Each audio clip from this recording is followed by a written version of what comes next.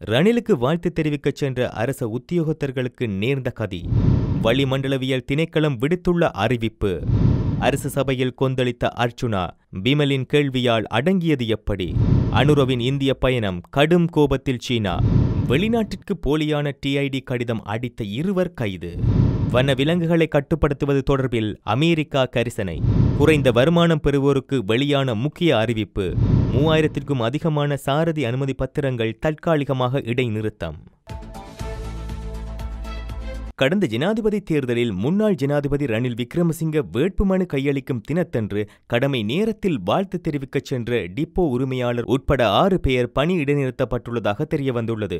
குறித்த விடயத்தை களுத்துறை மாவட்ட இலங்கை போக்குவரத்து சபையின் பிராந்திய அலுவலகம் தெரிவித்துள்ளது. இதன்போது கொரோனை டிப்போ முகாமையாளர், உதவி முகாமையாளர் மற்றும் 4 ஊழியர்கள் பணி இடைநிறுத்தப்பட்டுள்ளனர். கடந்த ஜனாதிபதி தேர்தலின் போது முன்னாள் ஜனாதிபதி ரணில் விக்ரமசிங்கவிற்கு தமது வாழ்த்துக்களையும் ஆதரவுகளையும் தெரிவிக்கும் முகமாக NV 6182 என்ற கொரோனை டிப்போவிற்கு சொந்தமான பேருந்தில் இவர்கள் 6 பேரும் பொருளை நோக்கி பயணித்ததாக தெரிவிக்கப்படுகின்றது. அவர்கள் அரச பேருந்தில் பொருளைக்கு பயணித்ததாக தேர்தல் ஆணைக்குழுவிற்கு கிடைத்த முறைப்பாட்டின் அடிப்படையில் மேற்கொள்ளப்பட்ட விசாரணைகளின் பின்னரே பணித்தடை விதிக்கப்பட்டுள்ளது.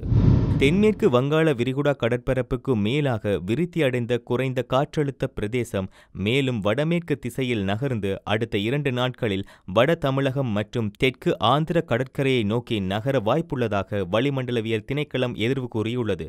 வளிமண்டலவியல் திணைக்களம் இன்று வெளியிட்டுள்ள அறிக்கையில் இதனை தெரிவித்துள்ளது. வடக்கு, வடமேல் மற்றும் மேல் மாகாணங்களிலும் காலி மற்றும் மாத்தறை மாவட்டங்களிலும் சிறிதளவு மழை பெய்யக்கூடும் என திணைக்களம் தெரிவித்துள்ளது. கிழக்கு மற்றும் ஊவா மாகாணங்களில் மழை அல்லது இரவு நேரங்களில் மழை அல்லது இடியுடன் கூடிய மழை பெய்யக்கூடும். வடக்கு, வடமத்திய, மத்திய, சப்ரகமுவ மற்றும் கிழக்கு மாகாணங்களில் காலை வேளைகளில் பனிமூட்டமான நிலை காணப்படும் என எதிர்பார்க்கப்படுகின்றது. இடியுடன் கூடிய மழை பெய்யும் வேளைகளில் அப்பிரதேசங்களில் தற்காலிகமாக பலத்த காற்று வீசக்கூடும். மின்னல் தாக்கங்களால் ஏற்படக்கூடிய பாதிப்புகளை குறைத்துக் கொள்ள தேவையான முன்னெச்சரிக்கை நடவடிக்கைகளை எடுத்துக் கொள்ளுமாறு வளிமண்டலவியல் திணைக்களம் பொதுமக்களை அறிவுறுத்தியுள்ளது. நாடாளுமன்ற உறுப்பினர் அர்ச்சுனா இன்றைய அமர்வின் போது கூச்சலிட்டுக் கொண்டிருக்கையில் சபை முதல்வர் பிமல் ரத்நாயக்க கிண்ணியாவில் சஜித்தின் தேர்தல் பிரச்சார மேடையில் அர்ச்சுனா இருந்ததை சுட்டிக்காட்டியுள்ளார். இன்றைய அமர்வின் போது எதிர்க்கட்சித் தலைவர் சஜித் பிரேமதாசா உள்ளிட்ட பலரை நாடாளுமன்ற உறுப்பினர் அர்ச்சுனா தாக்கி பேசியிருந்தார். இந்த நிலையில் பிமல் ரத்நாயக்க கிண்ணியா தேர்தல் பிரச்சார மேடை குறித்து நகைச்சுவை தொனியில் பேசியதும் நாடாளுமன்ற உறுப்பினர் அர்ச்சுனா அதன் பின்னர் சபையில் அமைதியானார். ஜாழ் மாவட்ட நாடாளுமன்ற உறுப்பினர் ராமநாதன் அர்ச்சுனா இன்றைய நாடாளுமன்ற அமர்வின் போது குழப்பம் விளைவிக்கும் வகையில் செயற்பட்டுள்ளார். நாடாளுமன்ற உறுப்பினர் ராமநாதன் அர்ச்சுனாவுக்கான நேரம் ஒதுக்கப்பட்ட போது ஜாழ் போதனா வைத்தியசாலை நிர்வாகத்தின் மீதும் வைத்தியசாலையின் பணிப்பாளர் சத்தியமூர்த்தி மீதும் கடுமையான குற்றச்சாட்டுகளை முன்வைத்தார். அத்துடன் முன்னாள் அமைச்சர் டக்ளஸ் தேவானந்தா, எதிர்க்கட்சித் தலைவர் சஜித் பிரேமதாசா மற்றும் ஜாழ் போதனா வைத்தியசாலையின் பணிப்பாளர் சத்தியமூர்த்தி ஆகியோரை கடுமையாக தாக்கி பேசியிருந்தார்.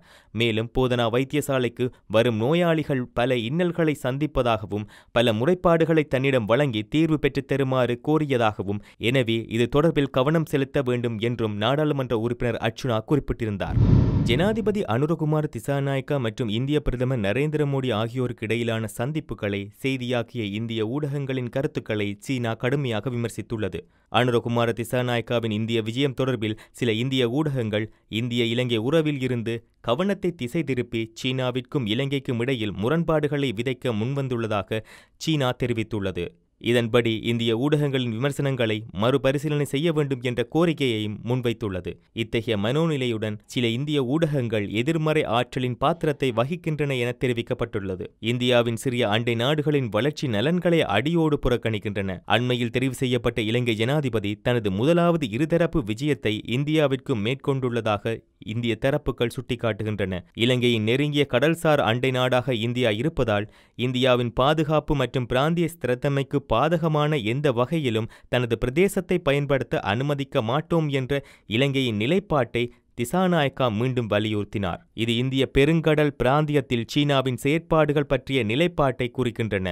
சீன கப்பல்கள் இலங்கைக்கு விஜயம் செய்வதற்கும் ஹம்பாந்தோட்டை துறைமுகத்தை மேம்படுத்துவது தொடர்பிலான எதிர்மறைகளை எடுத்து காட்டுகின்றது. சில இந்திய ஊடகங்கள் பெரும்பாலும் காலாவதியான கண்ணோட்டத்தை பின்பற்றுகின்றன, தெற்காசிய நாடுகளை தங்கள் செல்வாக்கு மண்டலமாக கருதுகின்றன மற்றும் தெற்காசிய நாடுகளின் சீனாவின் சட்டப்பூர்வமான ஒத்துழைப்பை அடிக்கடி விமர்சிக்கின்றன. தெற்காசிய நாடுகளின் ராஜதந்திர உரிமைகள் பெல்ட் அண்ட் ரோட் முன்முயற்சி கட்டமைப்பின் கீழ் இலங்கை பல ஆண்டுகளாக சீனாவுடன் ஒத்துழைத்து வருகின்றது. இது இலங்கைக்கு உறுதியான நன்மைகளை வழங்கியுள்ளது. எனவே திசாநாயக்கா சமச்சீர் மற்றும் நடைமுறைசார் வெளிநாட்டு கொள்கையை பின்பற்ற வாய்ப்புள்ளது. தெற்காசிய நாடுகளின் விவகாரங்களில் தலையிடுவதன் மூலம் சமத்துவமற்ற முறையில் நடாத்தப்படுவதன் மூலமும் வெளிப்படும் இந்திய ஊடகங்களின் அணுகுமுறை சில குற்றச்சாட்டை சுமக்க வேண்டியிருக்கின்றது. அத்தகைய அணுகுமுறை இந்த நாடுகள் மற்றும் அவர்களின் சிவில் சமூகங்களிலிருந்து தவிர்க்க முடியாத பின்னடைவை ஏற்படுத்தியது. இவ்வாறாயினும் சில இந்திய ஊடகங்கள் தெற்காசிய நாடுகளின் சுதந்திரமான வெளியுறவு கொள்கைகளை உருவாகுவதற்கான உரிமைகளை நிராகரிப்பதாக தோன்றுகின்றது. இது அவர்களின் வேரூன்றிய வெறுப்பு மனநிலையை வெளிப்படுத்துகின்றது என்றுள்ளது.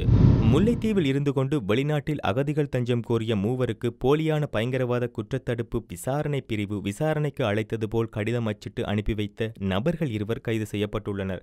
லண்டனில் இருக்கும் நபர்கள் அகதிகள் உரிமை கோரி அதற்கு இலங்கையில் வாழ முடியாததற்கான காரணம் என்ன என்பதை இங்கிருந்து போலியான முறையில் பயங்கரவாத குற்றத்தடுப்பு விசாரணை பிரிவுக்கு விசாரணைக்கு அழைத்துள்ளதற்கான கடிதத்தினை வடிவமைத்து அதற்கு அச்சு அசலாக ரப்பர் முத்திரை குத்தி ஒரு கடிதத்திற்கு 2.5 லட்சம் ரூபாய் பணம் பெற்று குறித்த கடிதம் அனுப்பி வைக்கப்பட்டுள்ளது.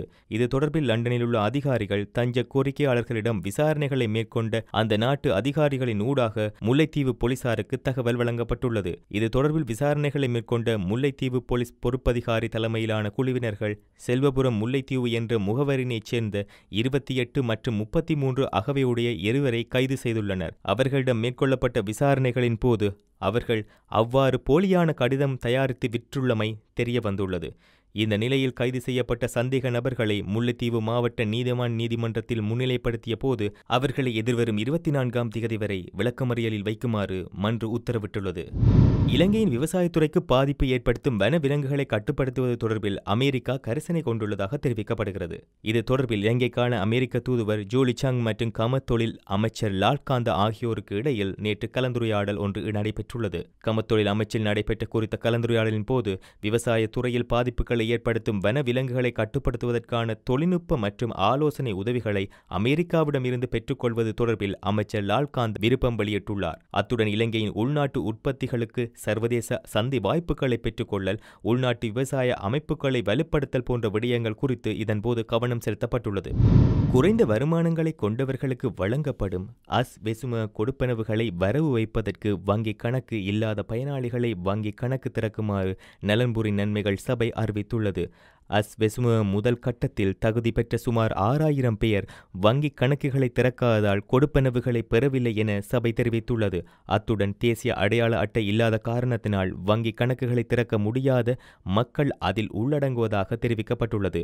இதன்படி தேசிய அடையாள அட்டை இல்லாவிட்டாலும் வங்கி கணக்குகளை திறப்பதற்கு சந்தர்ப்பம் வழங்கப்பட்டுள்ளதாகவும் இது தொடர்பில் அனைத்து பிரதேச செயலகங்களுக்கும் அறிவிக்கப்பட்டுள்ளதாகவும் நலன்புரி அமைச்சுக்கள் சபை மேலும் தெரிவித்துள்ளது.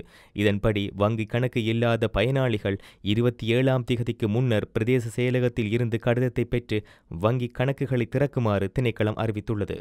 பல்வேறு குற்றச்செயல்கள் காரணமாக இந்த ஆண்டில் மட்டும் 3000க்கும் அதிகமான சாரதி அனுமதி பத்திரங்கள் நீதிமன்றத்தினால் இடைநிறுத்தப்பட்டுள்ளதாக தெரியவந்துள்ளது. வாகன விபத்து, அலட்சியமாக வாகனம் செலுத்தல் உள்ளிட்ட பல்வேறு குற்றச்சாட்டுகளின் காரணமாக இந்த ஆண்டின் இதுவரையான காலப்பகுதிக்குள் 3300 சாரதி அனுமதி பத்திரங்கள் தற்காலிகமாக இடைநிறுத்தப்பட்டுள்ளதாக மோட்டார் போக்குவரத்து திணைக்களம் அறிவித்துள்ளது. இதற்கிடையில் கடந்த காலங்களை விடவும் இந்த ஆண்டில் கூடுதலான வாகன விபத்துக்கள் இடம்பெற்றுள்ளதாகவும் நகர பகுதிகளில் கூடுதலான வாகன விபத்துக்கள் பதிவாகியுள்ளதாகவும் தகவல் தெரிவிக்கின்றன.